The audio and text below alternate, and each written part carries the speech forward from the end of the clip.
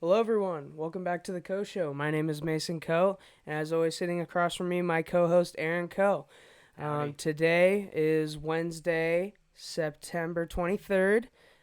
Since we last talked, not about the Seahawks, I believe there have been two Lakers Nuggets games, and obviously we've had a pretty incredible NFL Sunday. And yeah, I mean, overall, it was a pretty good week. First and foremost, not good news. Rest in peace to Gale Sayers, obviously a legend, Hall of Famer. Sad to hear about that. Barry Sanders before Barry Sanders. Yeah. But moving on from that. Real quick, Yeah. I just want to say, check out the dude's highlights on I need YouTube. to. It is worth a watch. The Yeah. guy was electric. If he were in the NFL today, his knees that got ripped up could have been repaired. Yeah. He could have had a few more years in the league. It's worth the watch. Check it out. For sure, I So will. turn us off and go watch that. Yeah. Or you can finish this and then go watch Gale Sayers. Okay, but, whatever. Yeah. Obviously, rest in peace, legend. Yeah. I guess, let's just keep going with the bad news. We got Larry Scott being an idiot, like always, fucking everything up. Mm-hmm. Sounds like the Cali governor definitely wants it to happen, wants the season to happen, right? There's all kinds of layers to this right now. And who knows if the governor of California is really, So he pointed the finger at Larry Scott, but he also needs to change a couple rules, including how many people can assemble. But I think that'll get done. Like, we want it to happen, but you can only practice with 15 guys right, at a time. Yeah, so, exactly. Yeah. But here's the thing that and we'll get into his bonuses too. Jesus, yeah. That's a whole different topic. But when both the Oregon schools put out a message saying Pac-12 never gave us a plan that we could take to our governor. They never they never called us. They never emailed us.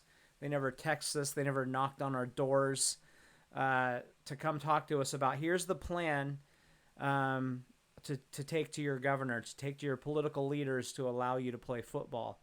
So they're just sitting there waiting for this to come along. It's not their job to come up with that plan. It just makes him like, what are you doing? Like, what have you been doing other than laying off people? Yeah.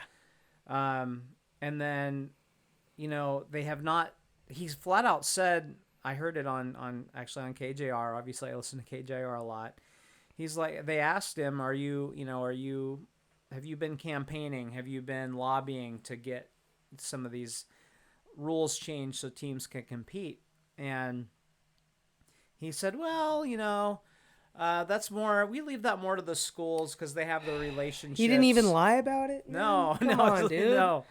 So Jesus. It's like, what are you doing? I mean, that should be his number one job. Yeah.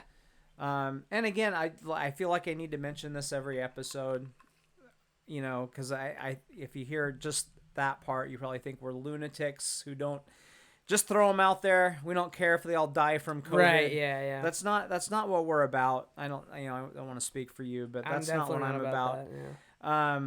We want it to be safe. We want them to play because I believe that they're safer playing in that, living in that environment where they're being watched, where they're being tested every day, than just let loose into the sorority system or wherever they might choose to go. Yeah. So that's how I'm approaching this. And yeah, I want to watch football. Of course I do. It's my favorite sport, and I love college football. But I feel like I have to make that really clear so we don't look like psychos. Yeah. Even though we probably are psychos. Yeah. But different for other reasons that we won't talk about on this podcast. So Larry Scott, what the fuck have you been doing? What have you been doing? That's your number one job. You got to get football going to pay for the other sports. Yeah. To pay for your own damn salary. Yeah. They've got a network that's basically shut down. Mm-hmm. I don't understand. That should be his number one job right now, is to educate the governors and the other politicians about, this is what we want to do. This is why we believe it's safe. I feel like so they came out with these new testing machines, right? That they're getting in all the Pac-12 schools, and I think that's great. And I remember hearing the news and being like, okay, it's like, like what if your parent says, "Hey, Santa Claus is coming to our town," and you're like, "Cool, is he coming to our house?" I don't know. Yeah. Maybe. Yeah. That's what it felt like. Okay, we've got this testing. Yeah, now what? Now what? Now Yeah. what? Now what? What are we gonna do with it? I don't know. Yeah, we might We'll play in see. the spring. I don't know. So I felt like you you have this great thing that you did to secure this, and you do nothing with it. You just sit on your hands, and then the Big 12 says, "Hey, we're playing," and then Larry Scott's like, "Shit. I gotta do my job. I gotta earn my $5." I don't even know how much he makes. It's more than $5 million. I forget the number, but he had to wake his ass up because he's got to follow the Big Ten wherever they go.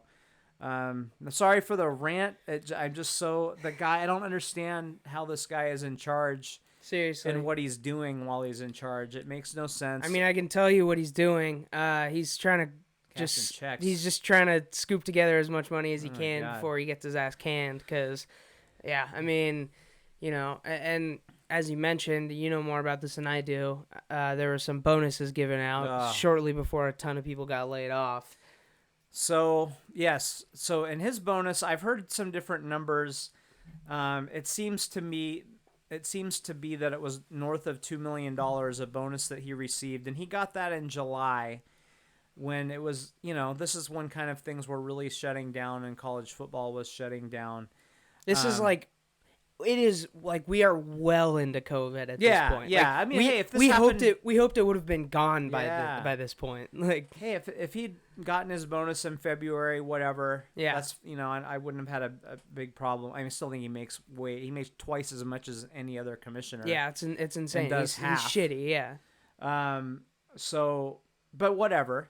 That's his contract. But to me, so you take this $2.5 million bonus. There are bonuses paid out to other executives that I don't know the total on that, but it was more than I make in a year. Yeah. And I don't make very much. And then, a month later you lay off a lot of people in that office. You basically shut down the Pac-12 network. You have people earning a normal salary. I'm not talking about executives, people who have a mortgage, right? And maybe they have kids in college. And now, they're struggling. They're looking for another job. So he takes the pie and runs with it and doesn't give anybody even a bite. He had to have some sort of idea that could have been coming. Like there's no way he didn't. There's no way he had no idea. I hope he knew. There's no way that he had no idea that they were about to fire that many people. Yeah. Now, on the other hand, I think he knows his days may be numbered. I mean, he does have a contract going into 2022. I don't think, there are 10 new presidents in the Pac-12 that have been hired since he got hired. So this means that Larry's not necessarily their guy because most of these presidents weren't around when he got hired. So I think he sees that his days are numbered, and it's he may be on his way out. Most people don't think he'll be renewed in 2022. That they're going to want a different person in that seat when they start negotiating new contracts. When he came out, I remember well when he came into office. I was hopeful because the last commissioner didn't seem to do a lot. He came in with all these ideas, and I remember right from the get-go, it was like, all right, we're going to get Texas into the Pac. We're going to have a Pac-12. It's going to be Texas, and I forget who else. Oh, Oklahoma. Yeah. Those were the two big prizes. Now, that would have been pretty sweet, obviously. Yeah, for sure. And then we get Colorado and Utah. Yeah. Yay. Like, who cares? I mean, they're cool universities, and they're not bad teams to have in your conference, but they're not at the top end. No. They're not big revenue schools. The other conferences weren't clawing to try to get those two schools. They were like, okay. Yeah. Good luck with that. Yeah. And luckily, it's turned out pretty well, I'd say. Like Utah. Yeah, it's been fine. Utah for the last however many years has been a perennial Pac-12 championship candidate. Yeah. And Colorado's had its years here and Yeah, there. I don't have a problem with them being in the conference. It's just when if I told you I was going to give you $1 million, Yeah. and then I'm like, you know what? I'm only going to give you 50,000. Like you're Yeah. still like, hey, 50,000 is cool, Yeah. but it'd be a disappointment. So that's Mhm. kind of what that feels like. Yeah. So I don't know. It's beyond frustrating. They have a meeting tomorrow, the presidents or the CEOs. I'm not Mhm. sure which. To and I I'm hopeful. I believe that they're going to come out with a plan. Um, there's still a couple schools that need to come around.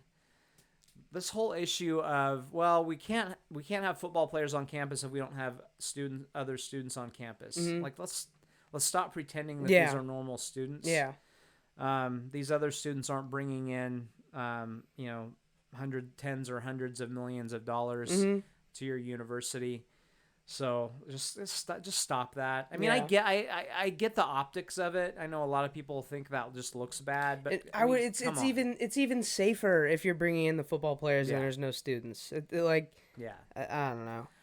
It's very strange. So I'm hopeful that there's some talk that they'll start on Halloween. There's other people saying, well, maybe most of the schools will start then, and a couple might lag a week behind. Whatever, that's fine.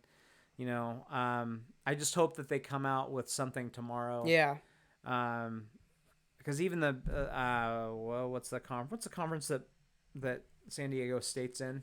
The Mountain West. I think even the Mountain West is coming back. Yeah. They're even being more aggressive with their timeline, at least right now. So come on, let's go. Yeah, for real. ready. I'm ready for some football. You know what? And we're gonna roll into even further bad news. You just wrote poor LeBron, and I just don't know what that means. Poor LeBron. Yeah, I figured. Nobody voted for me. Yeah. Nobody voted for me. If Jordan was mad about votes, oh, don't piss off Jordan. You're gonna make Jordan mad. Jordan's gonna score a lot of points now because you made him mad. But when LeBron's mad about it, he's bitching about it, right? He's just a bitch. He's just a bitch about it now. I don't think Jordan bitched about it in the day. He did in his documentary, and he talked about how that was a motivation for wanting to win. Yeah, and also the internet didn't exist back then. Yeah, so who knows? But all I know is he bitched about not getting votes.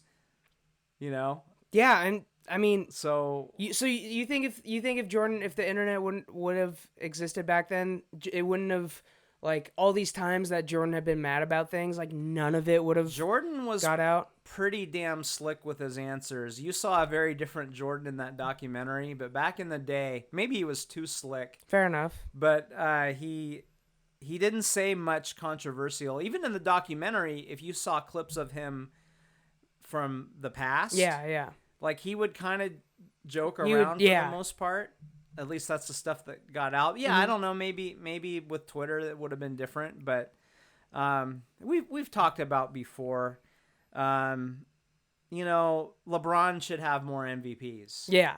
Now, if you look at some stats, and if you just consider the regular season, I know that the Greek Freak.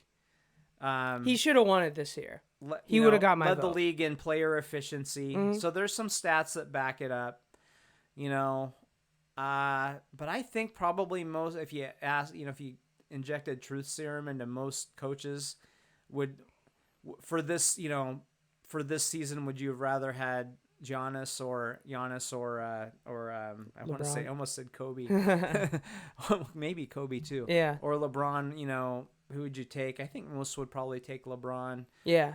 Barkley shouldn't have won an MVP over Jordan. Well, obviously Steve Nash over Kobe. The MVP award does not mean the most valuable player. No. It's just the NBA MVP. Part of it is I don't know what it really even means. It's like there's a guy named Kenny something. And he made a really good thing on YouTube about how the voting system is kind of broken, and just kind of went through some of because all of the votes this year, like all of the numbers of who voted for who were released, and also the individual writers who voted for who. And there were just like Pat Bev got a Defensive Player of the Year vote. Luka was on an all defensive first team ballot, like just some ridiculous shit. And I heard a lot of talk about Maria Taylor, and you know I love me some Maria Taylor. I think she does a really good job. Yeah. And I'll just say she does a good job and Yeah. leave it at that. But I'm in love with her. But anyway, was that out loud? Whoa, where did that come from? There's something wrong with this microphone. Anyway, but she left AD off of all the teams, like first, second, and third team. Ridiculous. Ridiculous. There's some weird stuff out Ridiculous. And by the way, there was a guy that caught a bunch of heat for saying, like, if she's gonna leave, this guy's like, he's I don't know, he does some sort of reporting for the Lakers. I think he's a reporter. He basically said, like, if she's not gonna put AD on any of those teams, why does she have a vote? And people took it as, why does woman have vote? Oh no! And he just caught so much heat. So I forget who it was, but like, that shit's ridiculous. She should not have a vote if she's not putting AD on any of those teams. So anyone that doesn't put AD, male, female, transgender, she's black? And it is no.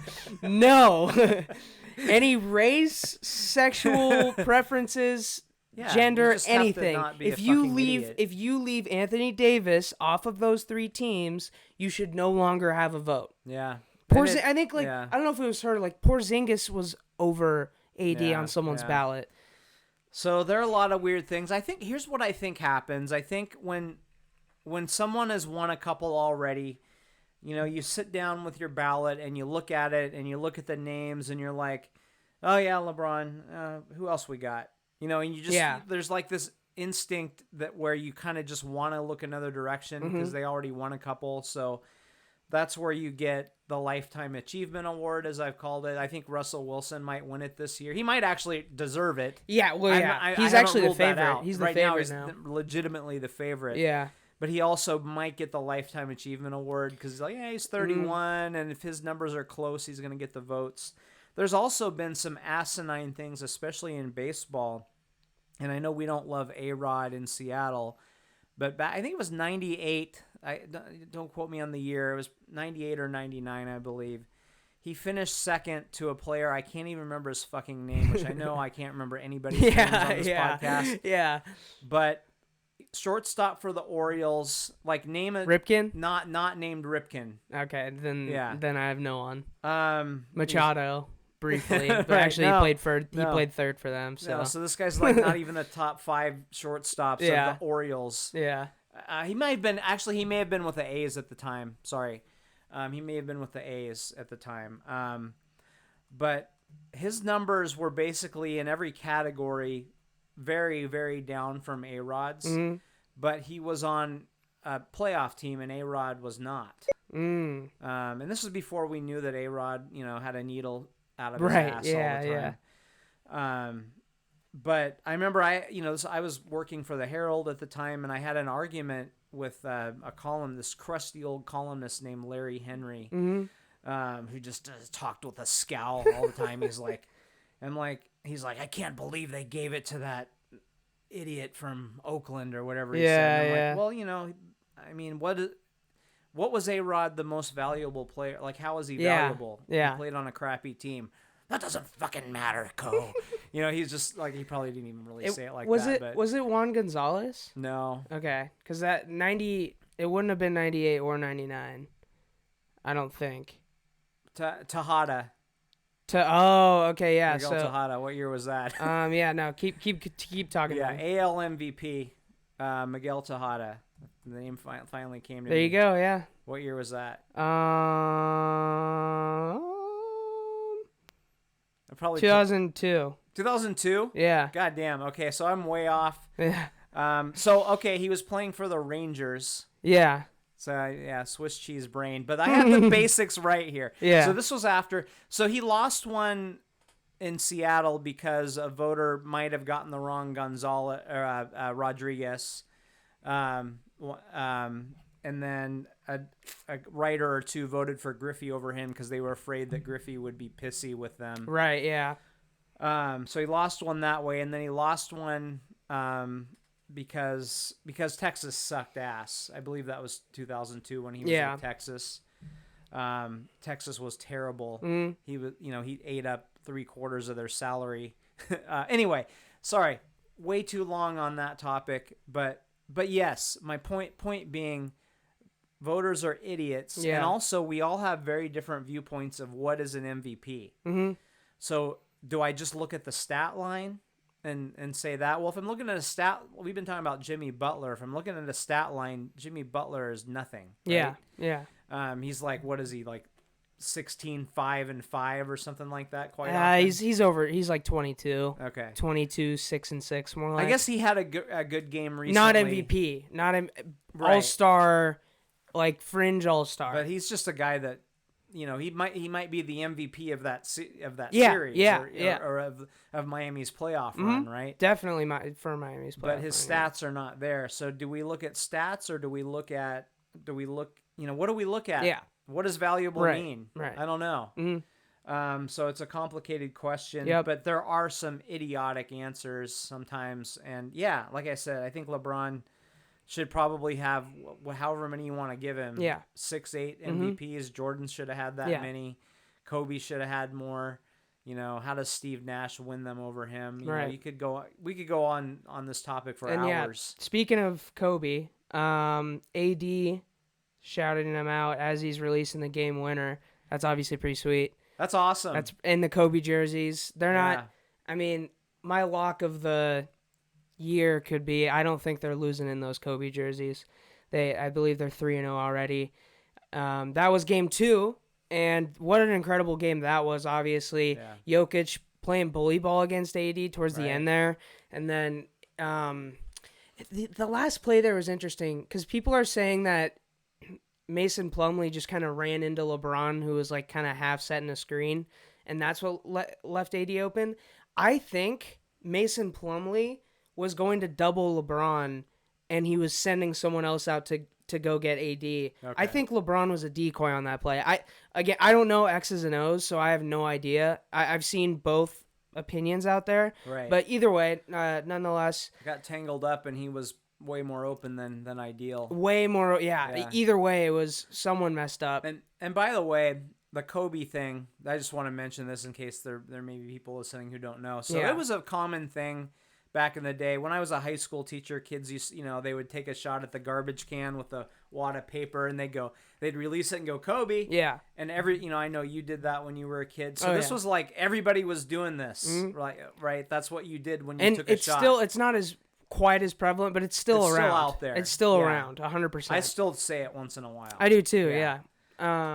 So that's what that is. So AD, he pulls up and goes Kobe. He's releasing a Kobe, and it went in. So that's a pretty cool moment. It's insane. Yeah.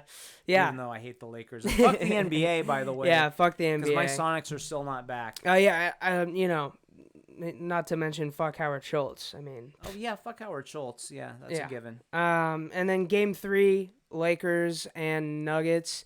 So we were golfing for a decent bit of it, but the Nuggets seemed to stay ahead by around 10 to 15, somewhere in that range for a lot of it.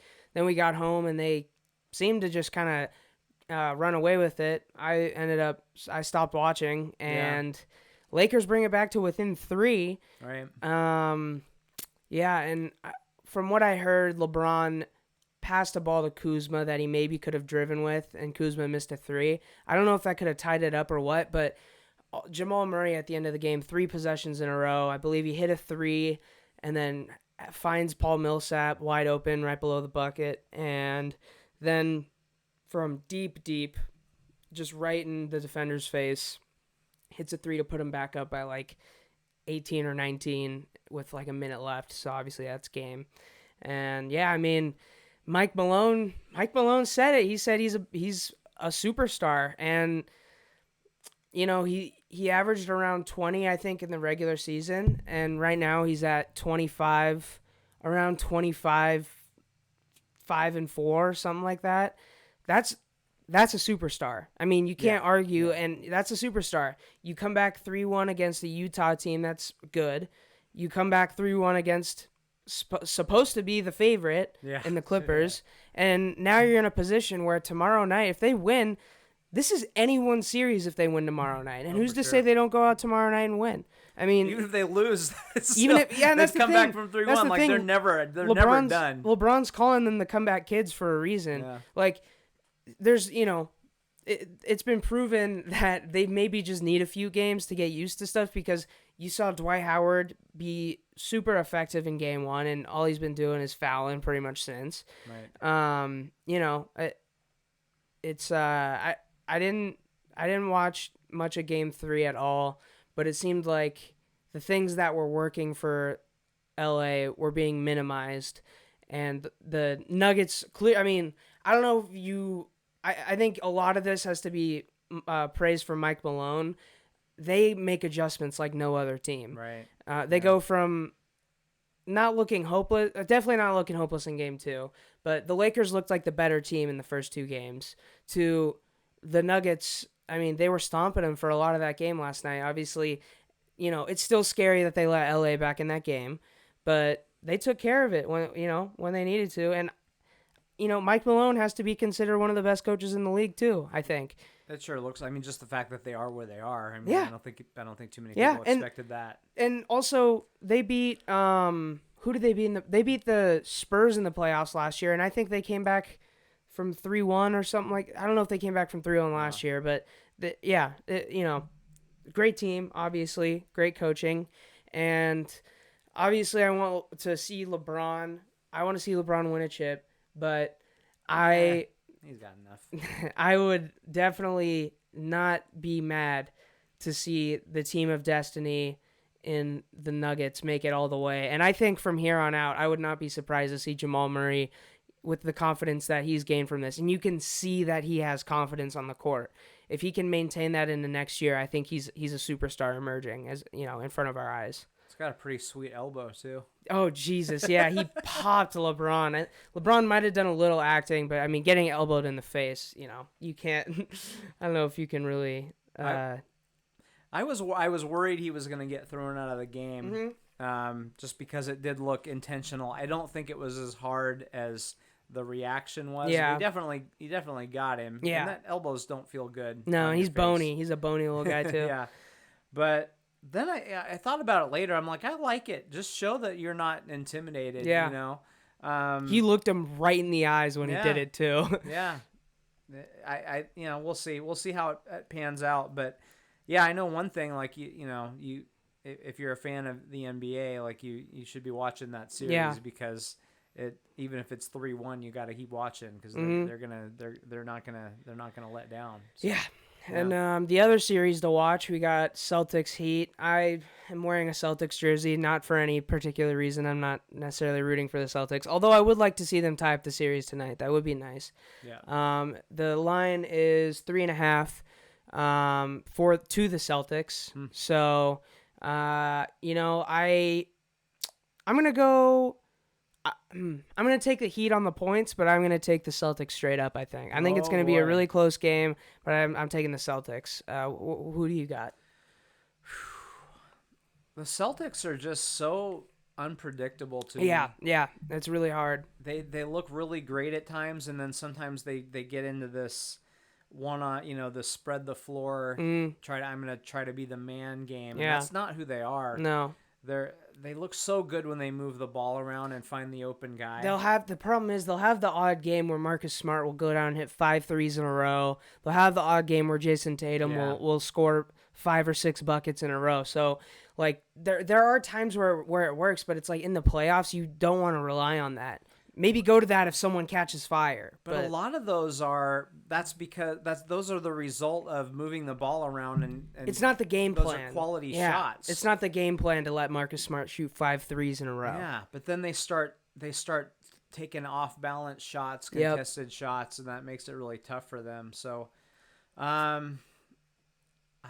boy. It's hard for me to pick against the Heat right now. So I'll say the Heat win this one. Win it? All right. Yeah.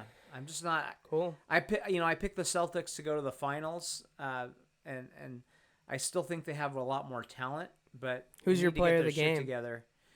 I gotta go with Jimmy. I think Jimmy's gonna make the plays down the stretch, so it'll be the difference. I'm gonna go with Jaylen Brown for my player of the game. I think Jimmy's probably gonna be guarding Jason Tatum if they're smart, and I think Jaylen Brown will have a night. So I guess the last little bit of basketball news we got here is Billy Donovan, after announcing that he would not be returning, or not wanting to return at least, to the Thunder, decides to sign with the Chicago Bulls. Now this one's pretty interesting because Bulls. Yeah, they're in a somewhat similar spot where they're really young and have some really good guards. The weird thing is, though, I mean, it seems like the Thunder are definitely in a better spot right now than the Bulls, just as a franchise. I know the Bulls, the new GM for the Bulls, I'm pretty sure is actually good, and obviously Billy Donovan is not as bad as Jim Boylan. I'm excited to see what he can do with Zach LaVine and Kobe White, and I'm excited to see who they draft and all that. And I wouldn't mind seeing the Bulls be a good team. I think when you see a guy moving from a situation like OKC to Chicago, I mean, it really just speaks to how fucking shitty Oklahoma City is. It's just a dump. Yeah, I don't know why anyone lives there. Yeah.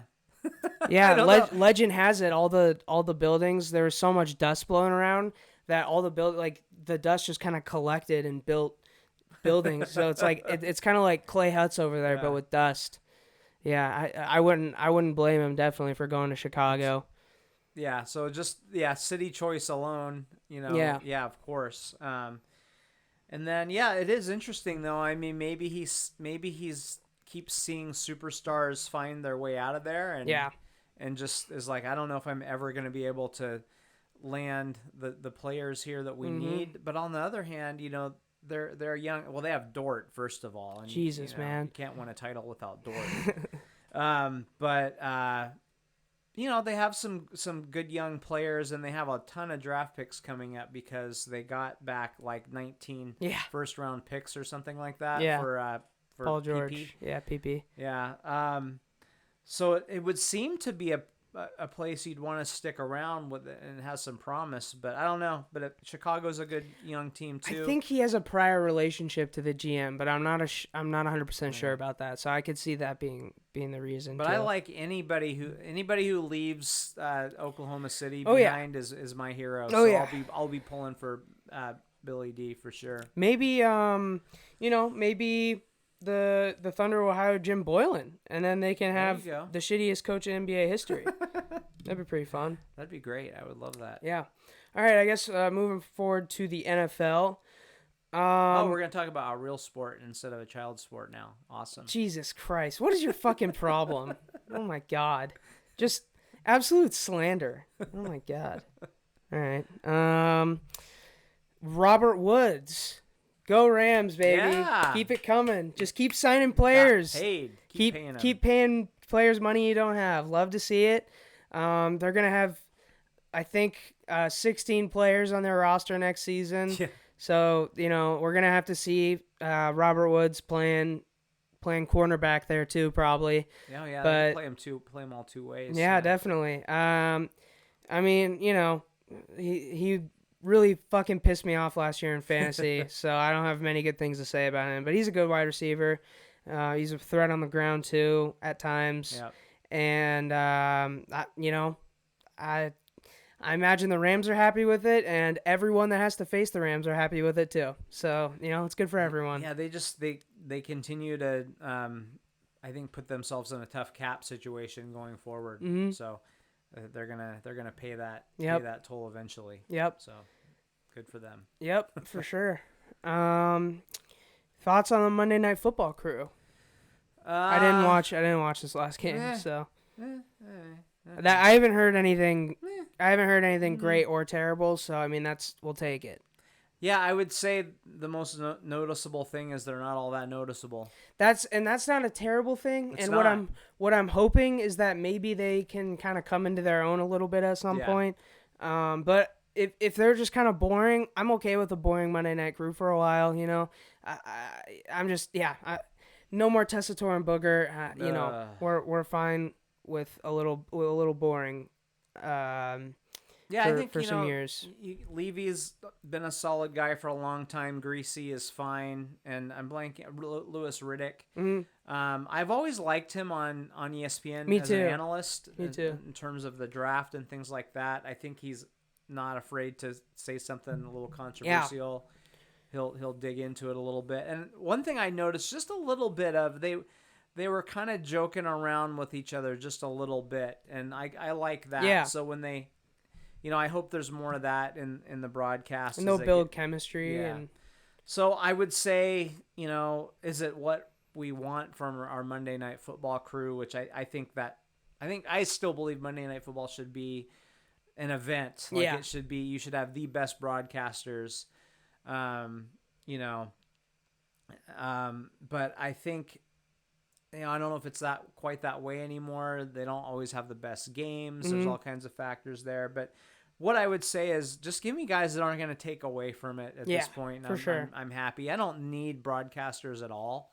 But it is nice to have that little extra entertainment piece. Mm-hmm. But yeah, if they can just not be idiots, right? Which so far I don't think they have been. Mm-hmm. Then, they're okay, fine. Yeah, whatever.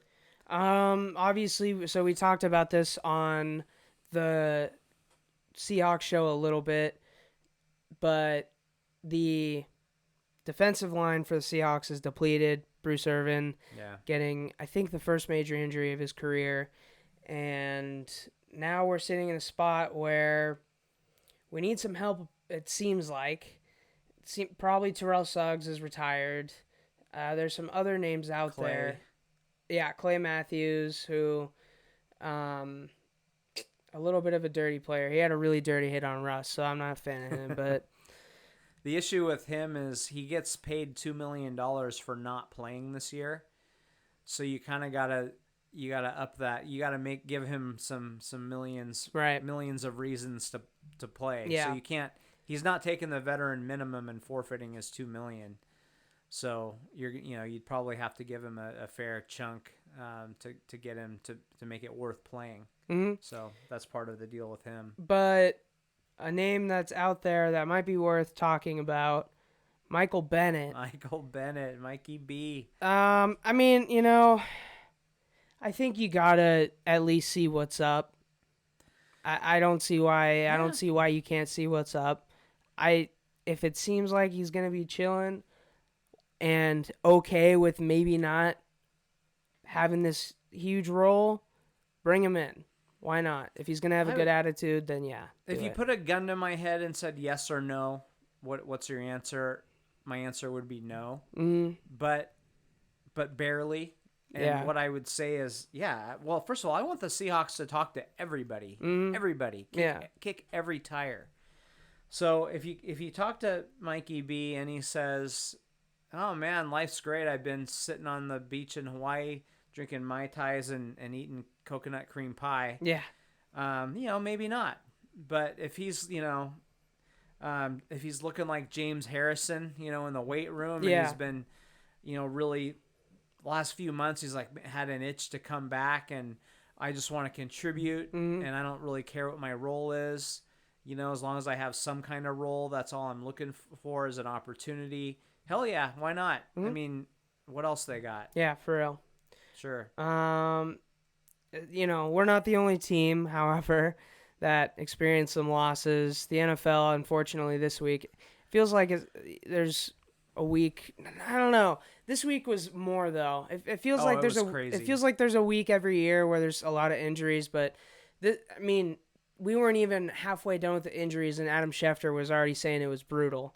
Yeah. That we're not through halfway through the 10 o'clock games, and tweets are rolling in from Shefty. Just one after another. Just locker room, carted off, carried off, locker room. Obviously, Saquon, big names, Nick Bosa. And season enders. That's the thing, yeah. Nick Bosa, Saquon, we talked some on the Seahawks show about it. Yeah. Really big injuries to a lot of teams, and I mean the Niners really got screwed. Shanahan said Jimmy G's probably not going to start this week. Nick Oh Bosa's shoot! I was hoping he'd play. yeah, honestly, It's it good for the Seahawks when would he have been plays. yeah, it would have been better for him to not play. But yeah, Nick Bosa, Solomon Thomas, both big injuries, Yeah. and I mean just That's around. their big edge this season. So Yeah. if you asked me before the season, what if the 49ers win the division, why? And I would have said the defensive line. And Definitely. that advantage. They probably still have a better defensive line because Yeah. who doesn't? Yeah. But the big edge that they had there is gone now for sure. Yep. And yeah, I mean, it really was just everywhere. And one of the weirder ones that we didn't actually hear the full story about until I think today or yesterday was team doctor accidentally puncturing Taylor. What's his name? Tyrod Taylor. Tyrod Taylor. Yeah. Actually, accidentally. Tyrod. Yeah. I think that's how he actually pronounces it. Yeah. Team doctor Yeah.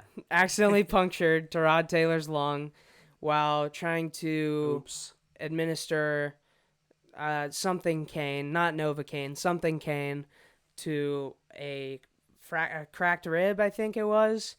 And I didn't know that they did that for cracked ribs. That's kind of insane that Yeah. that you just get some painkiller injected into you. But yeah, apparently there are a lot of other players that have had to do this, that they were aware that this was a risk, but the team doctor was like, there's like a 1% chance. And I guess this team doctor just sucks ass. So Herbert comes in on a surprise start and played very well, and will play again this week. So, Right.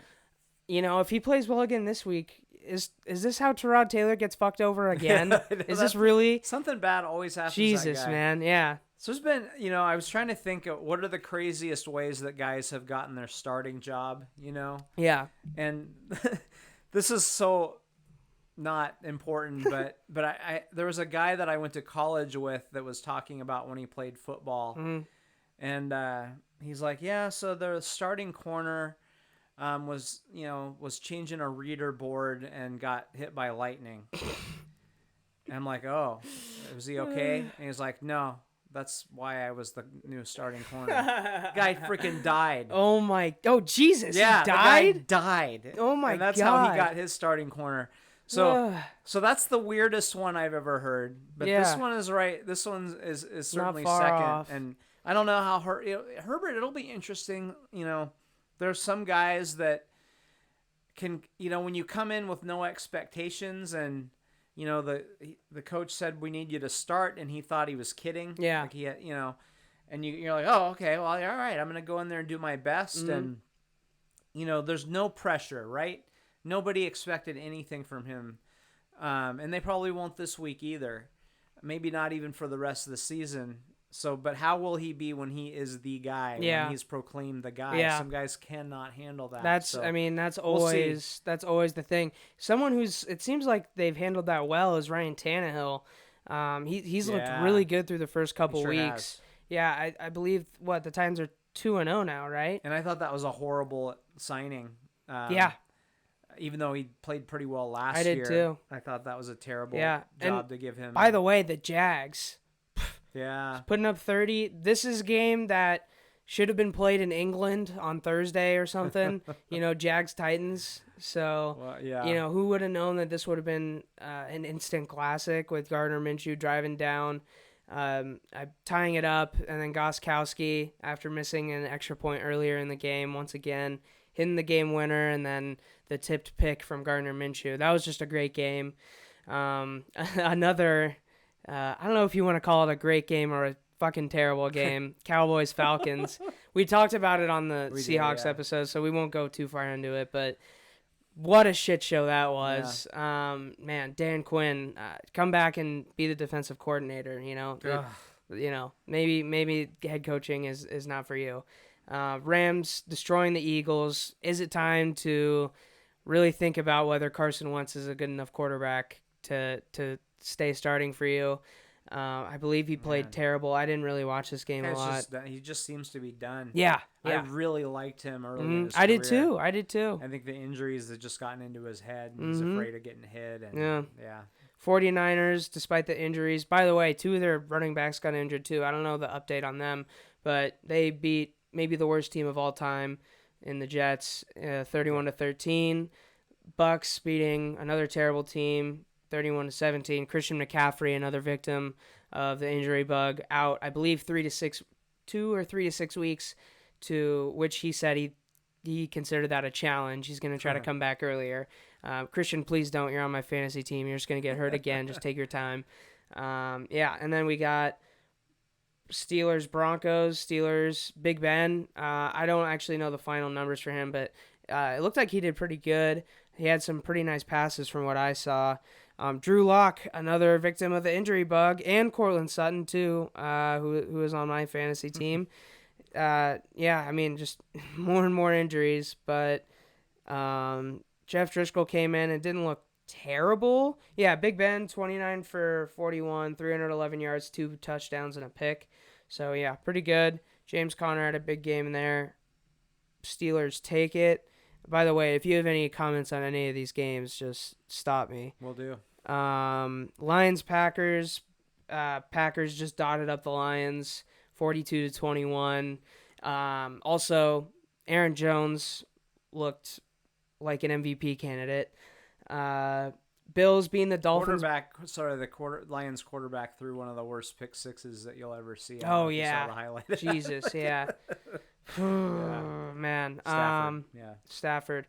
Bills edge out the Dolphins by 3. I don't really remember this game. Was it a good game? Like it was. I know it was only 3 points. I didn't really follow it. It was only 3 points, but I don't know how close it was. Vikings are a dog shit team. Kirk Cousins is dog shit. They lose 28-11 to a team that lost their starting safety and their wide receiver 2 or 3. And they felt like they were contenders. You know, they go after Ngakoue. Mm-hmm. I wonder if they might even look to flip him now. Yeah. Who knows? Seahawks, give him a call. Mm-hmm. Yeah. Let him lose a couple more, then give him a call. For real. If you can flip him. Yeah. Why all right. Cardinals looking pretty legit, although they did play the Washington football team, putting up 30. Not an actual team. Yeah, so the thing is, though, Washington football team did smack the Eagles last week, but the Eagles might suck ass, too, so we don't really know. Cardinals, I think the Cardinals are actually seemingly legit. They're not a bad team. I think the NFC West is pretty much solidified as the best division in football at this point. Ravens beating the Texans by 17. Didn't expect anything else. Yeah. Chiefs, Chargers, man. We said Herbert coming in on the surprise start. Played pretty well.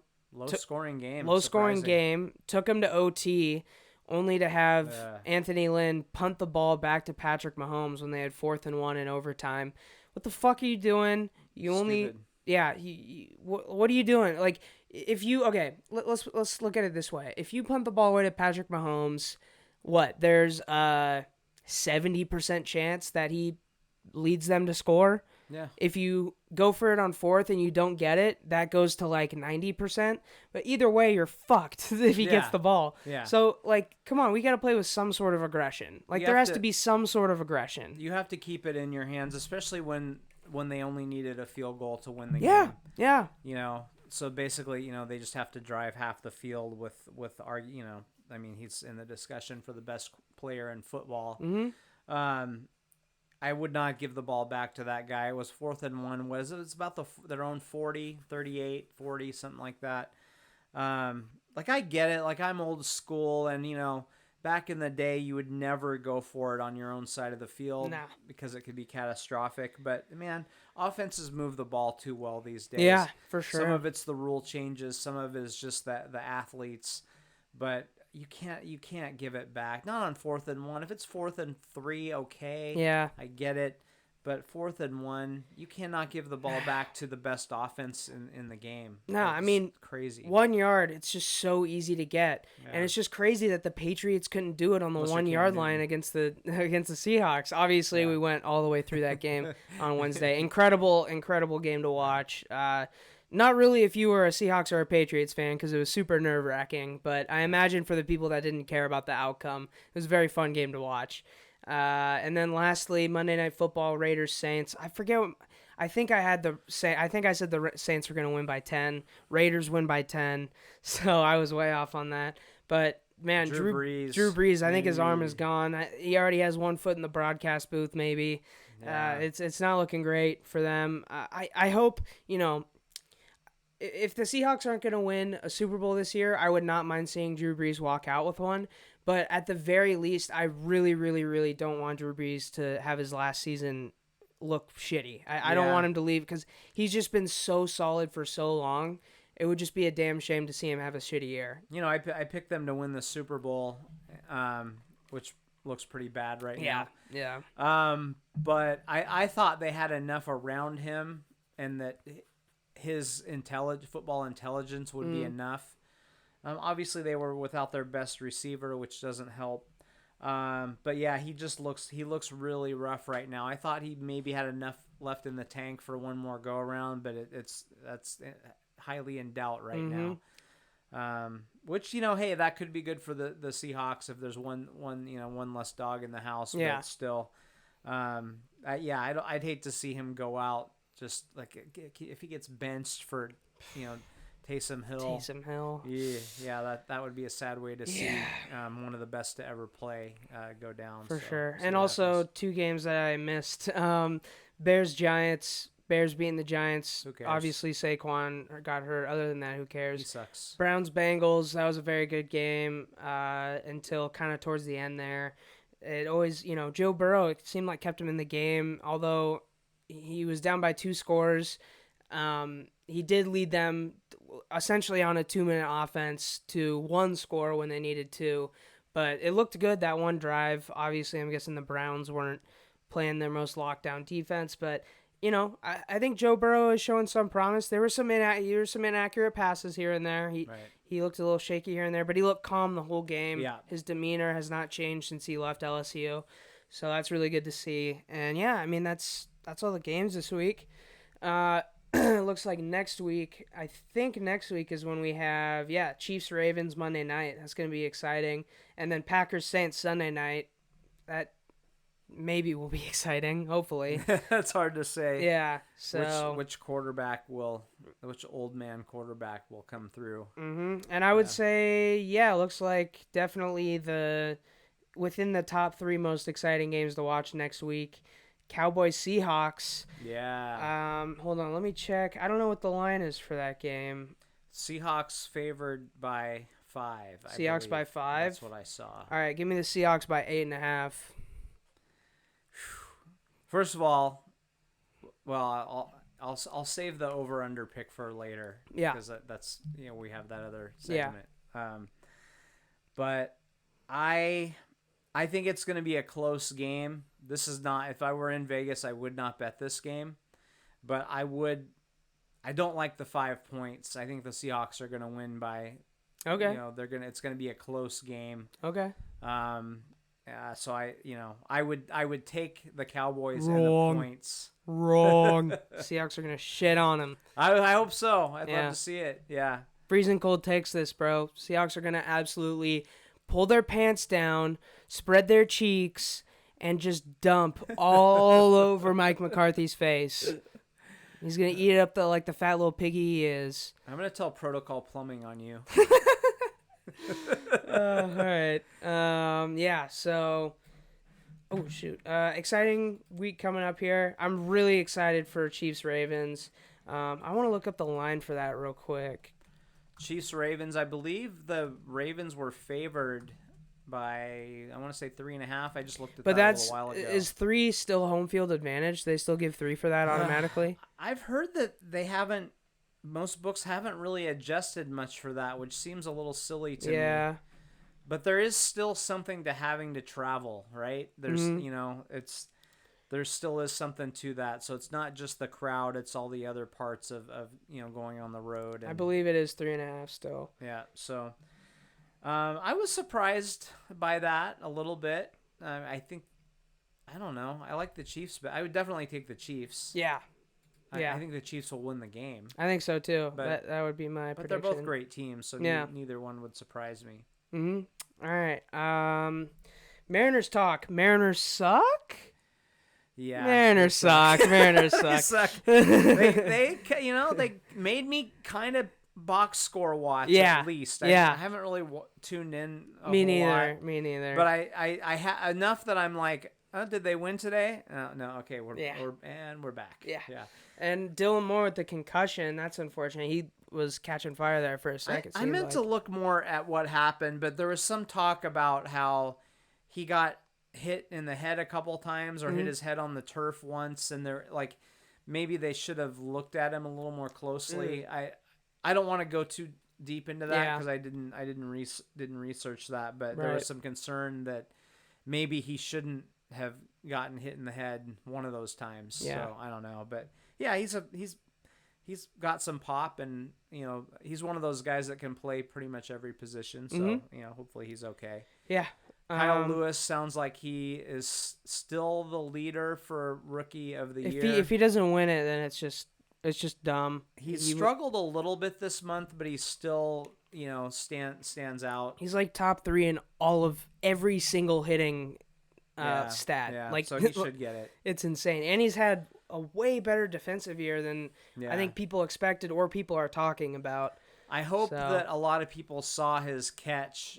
And some of those voters that will gain him, because back east they're not going to know who he is. So. Yeah, but that catch is a memorable. He needs some highlights. Yeah, he needs some highlights, which he has. Yeah. So yeah, that'd be fun. I'd love to. Obviously, I don't really care that much, but it's always fun to see your players win awards, and it's encouraging for the future with that guy. So.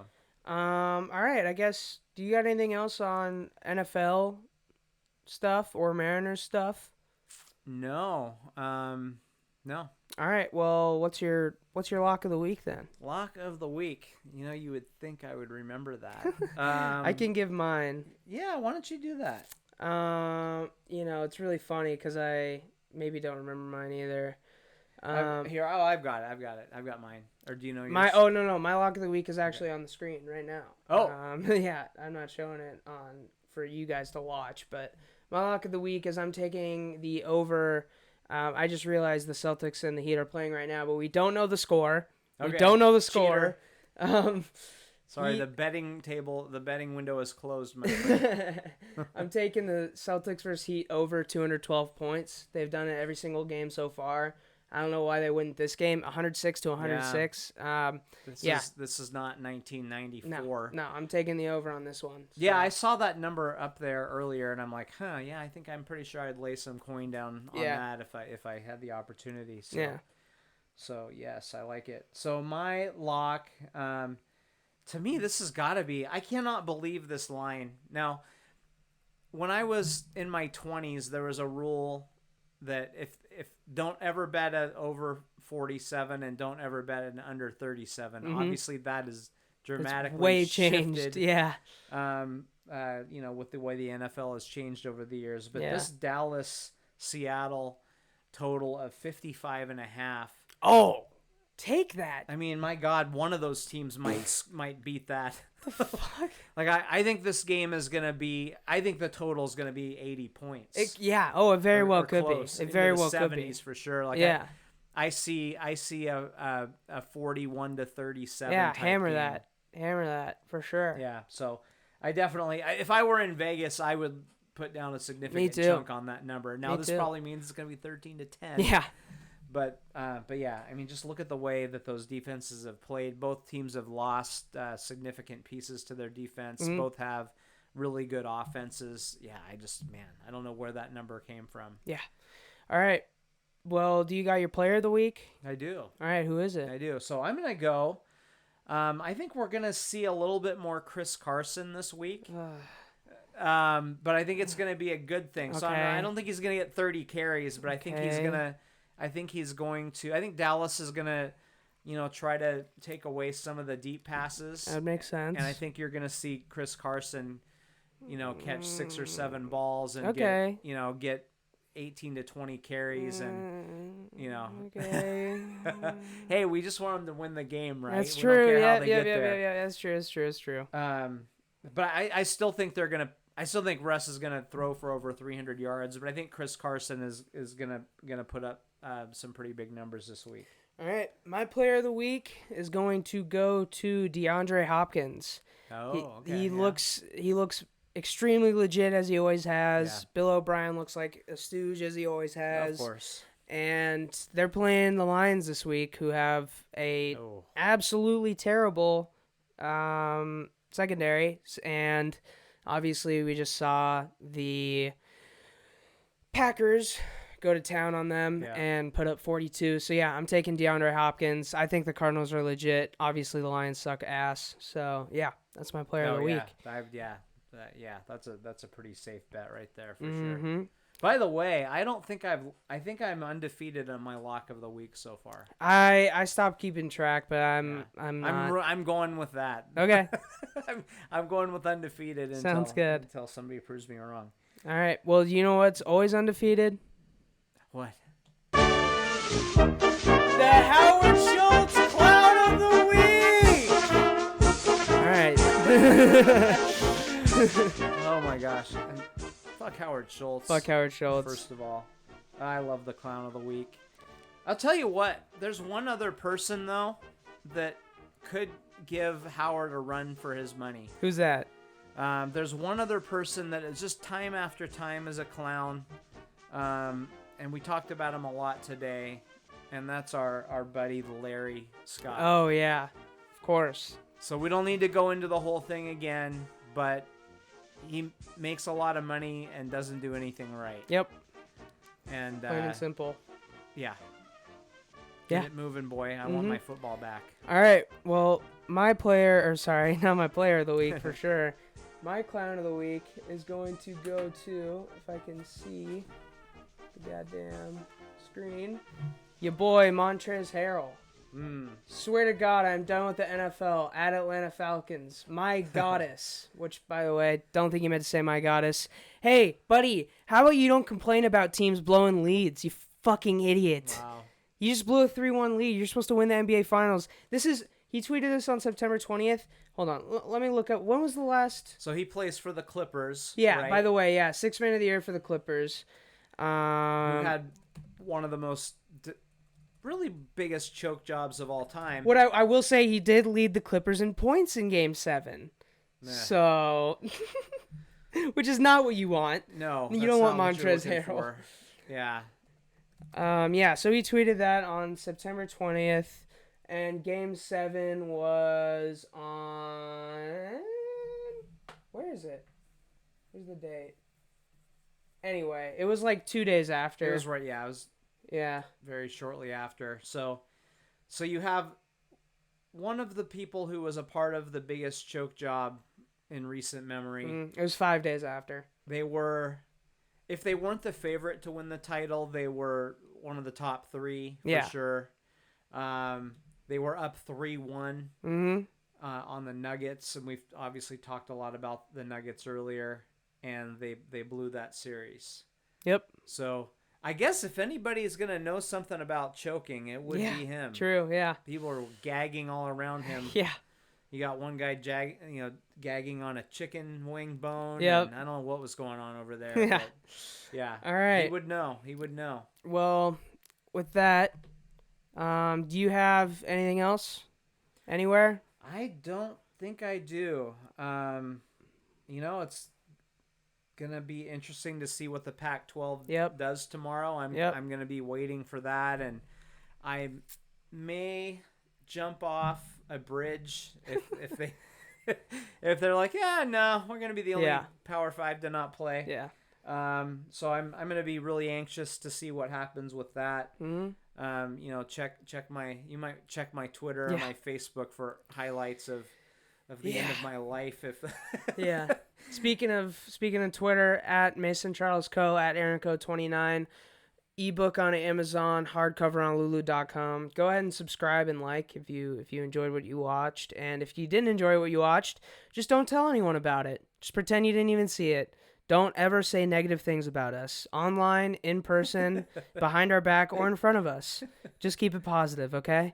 Right. Anyway, Right. thank you for watching. If you made it this far, I don't know why, but you're dope. And yeah, peace out. Thank you.